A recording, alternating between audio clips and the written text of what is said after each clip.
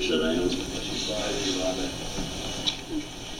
You know, my heart's desire and prayer has been across the years as I've lived and been among the primitive Baptist people the greatest majority of my life, the most of it, just since I was a small boy. Across the years that's passed, I've given my life to this association and to its people. And I'm thankful that God has blessed me to do that. We've traveled thousands and thousands of miles to try to preach and to be a part of this people. My heart's desire and prayer has always been that we'd walk in the paths that the Scriptures lays down. As many call it the old-time paths. But I've always prayed that God would help us to maintain and pass to our children an inheritance that when they see the stones, they'll say, my father went this way. And certainly of everything that I could ever ask or ever pray for is we maintain the old paths that we've walked in throughout all of the years that's passed and gone. And I come to realize in the last 3 or 4 years of my life and all of the sickness that I've had, the only thing we need is God and one another above everything else.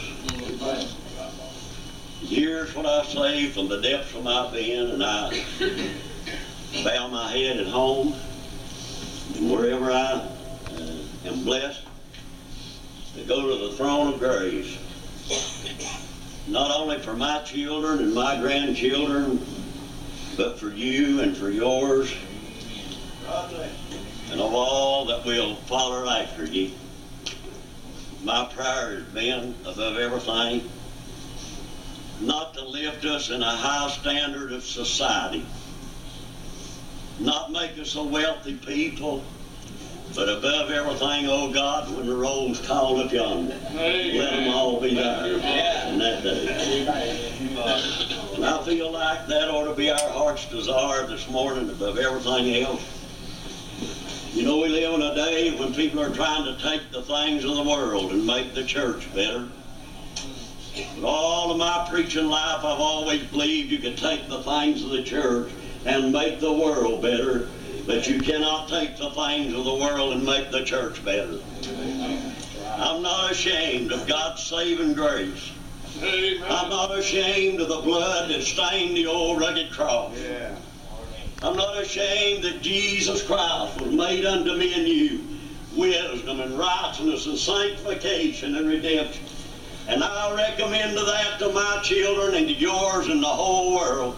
But we don't need a thing the world's got to make the church better, but the world sure needs what we've got to make it better in which we live. So I'm glad to be here this morning. I hope God will bless us.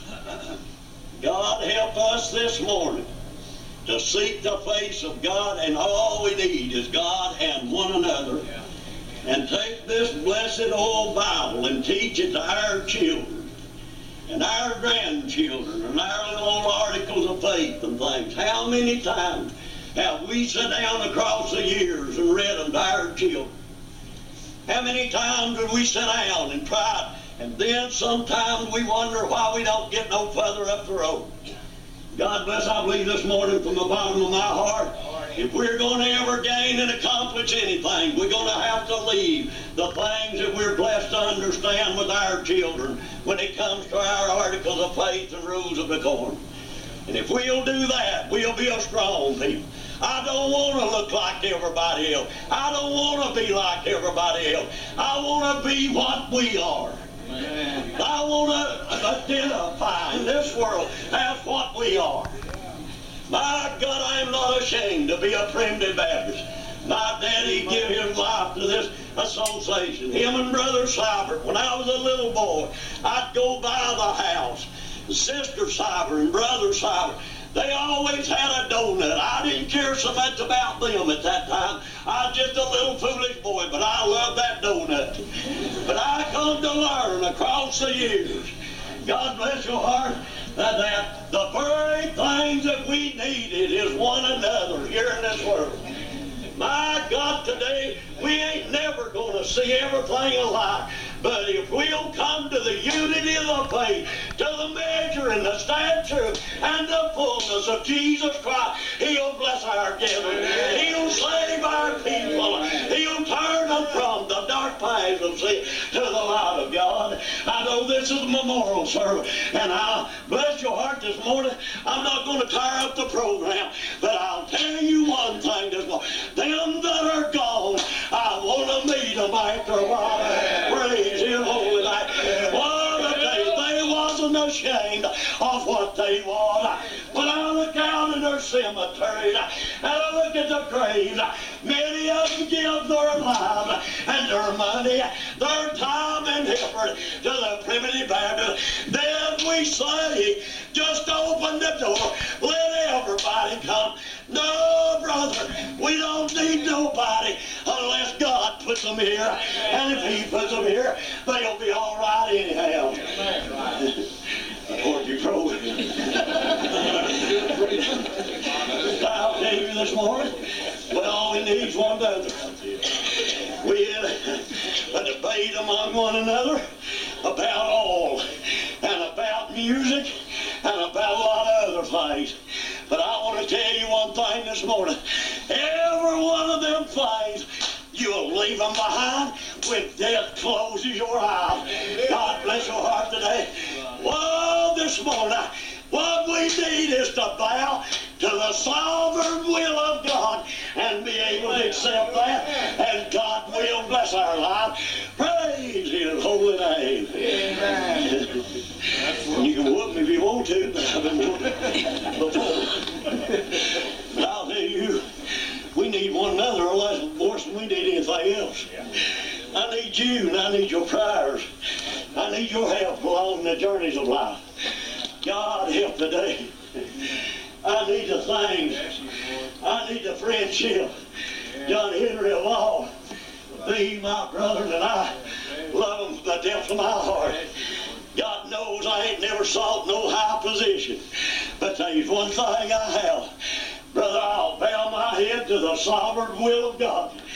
Praise His name. When that little girl of mine was sick so bad, over there in the hospital for 5 days and nights, I never had my shoes on. The great specialists would walk in, they'd shake their heads and walk out.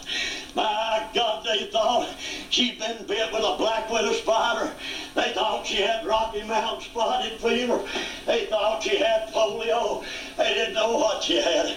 But the fifth night come, I got out on my knees. I said, oh God, if you take her, I'll praise your name. And if you let me keep her, I'll do the same. You got to be just as willing for him to die as you do for him to live. You got to bow your head to the sovereign will of God. And the next morning she come out of that hospital and they still don't know what was wrong. But I know one thing, brother. They people get sick and they're going to die.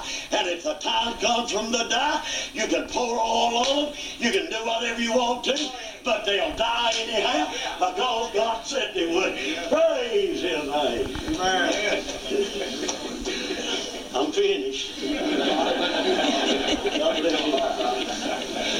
Bless you, bro. God bless you, life. Go on,